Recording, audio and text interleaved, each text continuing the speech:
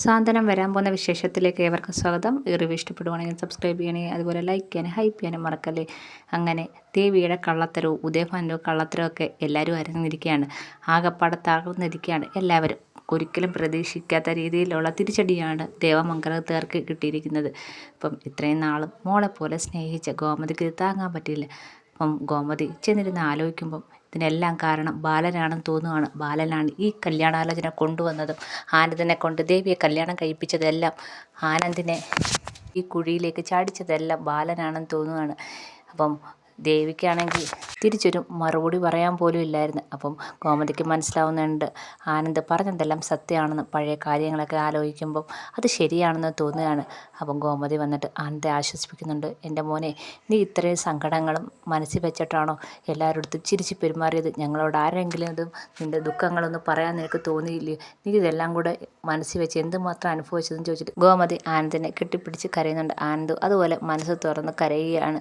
ഇത്രയും നാൾ മനസ്സിൽ വെച്ച് മൂടി വെച്ചിരുന്ന സങ്കടമെല്ലാം ആനന്ദിൻ്റെ പുറത്തേക്ക് വരികയാണ്. ഇതൊക്കെ കണ്ട് ബാലന് നല്ല സങ്കടമാവുന്നുണ്ട്. ഗോമതി നേരെ വന്ന് ബാലൻ്റെ അടുത്ത് പറയാണ്, നിങ്ങളാണ് ഇതിനെല്ലാം കാരണം. എൻ്റെ മോന് ഈ ആലോചന കൊണ്ടുവന്നതും അവനെ ഈ കുഴിയിലേക്ക് ചാടിച്ചതെല്ലാം നിങ്ങളായിട്ടെന്ന്. നിങ്ങൾക്ക് ഉദയഭാനു എന്ന് പറഞ്ഞാൽ 100 നാവായിരുന്നല്ലോ ഉദയഭാനു സാറ്. എന്ത് പറഞ്ഞാലും ഉദയഭാനു സാറെന്നായിരുന്നല്ലോ. ഇപ്പം നിങ്ങൾക്കൊന്നും പറയാനില്ലേ? നമ്മുടെ മോൻ്റെ ജീവിതം നശിച്ചു പോയില്ലേ? ഇനി അവൻ എങ്ങനെ ഈ കുഴിയിൽ നിന്ന് രക്ഷപ്പെടും?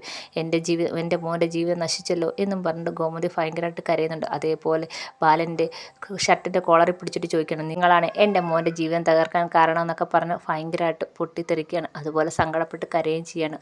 ഇനി എന്ത് ചെയ്യണമെന്നറിയാതെ പൊട്ടിക്കരയുകയാണ് ഗോമതി. അപ്പം ബാലനും അതേ ഒരു സങ്കടത്തിലാണ്.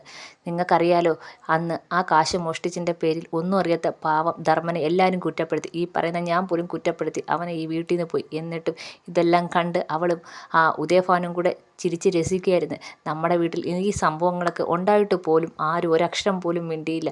അവൾ ഇതൊക്കെ കണ്ട് ആസ്വദിക്കുകയായിരുന്നു എന്നും പറഞ്ഞ് സങ്കടത്തോടെ കരയുകയാണ്. ഇനി അവളെ ഈ വീട്ടിൽ നിർത്താൻ ഞാൻ സമ്മതിക്കത്തില്ല. അവളെ ഈ വീട്ടിൽ നിന്ന് പറഞ്ഞു വേണം. എൻ്റെ മോൻ്റെ ജീവിതത്തിൽ ഇനി അവൾ വേണ്ട എന്ന് ഗോമതി പറയുകയാണ്. ഇതൊക്കെ കേൾക്കുമ്പോഴത്തേക്ക് എല്ലാവർക്കും നല്ല സങ്കടത്തോടെ ഇരിക്കുകയാണ്. അങ്ങനെ ഗോമതി നേരെ പോവുകയാണ് ദേവിയെടുത്ത്. ദേവിയാണെങ്കിൽ മുറി ഇരുന്ന് പൊട്ടിക്കരയാണ്. അങ്ങോട്ട് ചെന്നിട്ട് ദേവിയെടുത്ത് ചോദിക്കുകയാണ്, നീയും വീണ്ടും മുറിയിൽ കയറിയിരുന്ന കള്ളത്തരം കാണിക്കുമെന്ന് ഇവിടെ ഇരുന്ന് എല്ലാവരെയും കരഞ്ഞ് മയക്കാൻ പറ്റുമെന്ന് നീ വിചാരിക്കുകയാണോ? ഇനി ഒരിക്കലും നിൻ്റെ കള്ളത്തരം ഞങ്ങളാരും വിശ്വസിക്കത്തില്ല. എന്നിട്ടും പറഞ്ഞ് ദേവിയുടെ മുടി പിടിച്ചിട്ട് ചോദിക്കുകയാണ്, ഇതുപോലെ എന്തൊക്കെ കള്ളത്തരം ഉണ്ട് ഇനിയും നീ മറച്ചു വെച്ചിരിക്കുന്ന പറയടി എന്നും പറഞ്ഞുകൊണ്ട് ദേവിയുടെ മുടി പിടിച്ച് വലിക്കുകയാണ്. ഇത് കണ്ടുകൊണ്ട് മിത്രയും അതേപോലെ മീനാക്ഷി ഓടി വരുന്നുണ്ട്. അപ്പച്ചി ഒന്നും ചെയ്യല്ലേ എന്ന് മിത്ര പറയുന്നുണ്ട്. അതേപോലെ അമ്മയൊന്നും ചെയ്യല്ലേ എന്നൊക്കെ മീനാക്ഷിയും പറയുന്നുണ്ട്. ഇവൾ ഇനിയും എന്തൊക്കെ കള്ളത്തരം കാണിച്ചിട്ടുണ്ടെന്ന് ആർക്കറിയാം മക്കളെ എന്ന് പറഞ്ഞുകൊണ്ട് ഭയങ്കരമായിട്ട് ചൂടാവുകയാണ് ഗോമതി. എന്നോട് ക്ഷമിക്കണം, ഇനി ഒരു കള്ളത്തരവും ഞാൻ ചെയ്യത്തില്ല എന്നും പറഞ്ഞുകൊണ്ട് കരയുകയാണ്. എന്നോട് ഈ പ്രാവശ്യത്തേക്ക് ക്ഷമിക്കണം എന്നും പറഞ്ഞ് കരയുന്നുണ്ട്. നിന്നോട് ക്ഷമിക്കാനോ? നിന്നെ നിൻ്റെ കുടുംബത്തോട് ഇനി ഒരിക്കലും ക്ഷമിക്കത്തില്ല. എൻ്റെ മോൻ്റെ ജീവിതം നശിപ്പിച്ച നിന്നോട് ഇനി ക്ഷമിക്കാനോ? ഒരിക്കലില്ല. ഈ ജന്മത്തിൽ ക്ഷമിക്കത്തില്ല. ഇനി നീ ഈ വീട്ടിൽ വേണ്ട. ഈ വീട്ടിൽ നിന്ന് ഉടനെ ഇറങ്ങിക്കോണം. നിൻ്റെ അച്ഛനെ അമ്മ ഇപ്പം വിളിച്ചു വരുത്തും. അവരെ കൂടെ നീ പൊക്കോണം. ഇനി എൻ്റെ മോൻ്റെ ഭാര്യയായിട്ട് ഈ വീട്ടിൽ വേണ്ടാന്ന് പറയുന്നത്. ഇത് കേൾക്കുമ്പോൾ ഇത്രയും മീനാക്ഷി ഞെട്ടുകയാണ്.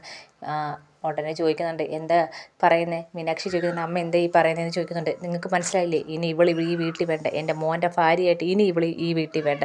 കള്ളങ്ങൾ മാത്രം പറയുന്നില്ല. ഇവളെ എന്ത് വിശ്വസിച്ച് ഇവിടെ നിർത്തും? ഇത്രയും നാൾ എന്തൊക്കെ കാര്യങ്ങളുണ്ടായി? നമ്മുടെ ധർമ്മൻ ഈ വീട്ടിൽ നിന്ന് പൈസ എടുത്തെന്നും പറഞ്ഞുകൊണ്ട് എല്ലാവരും അവനെ കുറ്റപ്പെടുത്തി.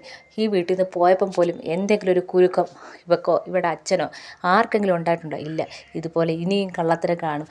എൻ്റെ മോൻ്റെ ജീവിതം ഇനിയും നശിപ്പിക്കാൻ ഞാൻ കൂട്ടി നിൽക്കത്തില്ല. അതുകൊണ്ട് എത്രയും പെട്ടെന്ന് ഇവളെ ഇവിടുന്ന് ഞാൻ പറഞ്ഞു വിടും. ഇവിടെ അച്ഛനും അമ്മയും വിളിച്ചിട്ടുണ്ട്, ഉടനെ വരും. അവരെ കൂടെ പറഞ്ഞു വിടും. ഇവിടെ ഇനി ഒരു നിമിഷം പോലും ഇവിടെ നിർത്തല്ലെന്ന് പറയുകയാണ്. ഇതൊക്കെ കേട്ട് ദേവി ഭയങ്കരമായിട്ട് കരഞ്ഞ് അപേക്ഷിക്കുകയൊക്കെ ചെയ്യുന്നുണ്ട്. പക്ഷേ ഗോമതി അതൊന്നും കേൾക്കാൻ തയ്യാറാവുന്നില്ല. തൻ്റെ മോൻ്റെ ജീവിതം നശിച്ചു പോയി എന്നുള്ളൊരു വിഷമത്തിൽ സമ്മതമേറ്റിരിക്കുകയാണ് ഗോമതി. അതുപോലെ തന്നെ ബാലനാണ് ഇതിൻ്റെയൊക്കെ പിന്നിൽ. ബാലൻ കാരണമാണ് ഈ ഒരു ആലോചന ആനന്ദിന് വന്നതെന്നും ദേവഭാനു സാറെന്നും പറഞ്ഞ് എപ്പോഴും ബാലനാണ് നടക്കുന്നതെന്നും പറഞ്ഞ് ബാലനെയും ഗോമതി കുറ്റപ്പെടുത്തുകയാണ്. അങ്ങനെ തൻ്റെ മകൻ്റെ ജീവിതം തകർന്നതിൽ സമനില തെറ്റി ഗോമതി ആകപ്പാടെ സങ്കടത്തോടെ കരയാണ്, പൊട്ടിത്തെറിക്കുകയാണ്.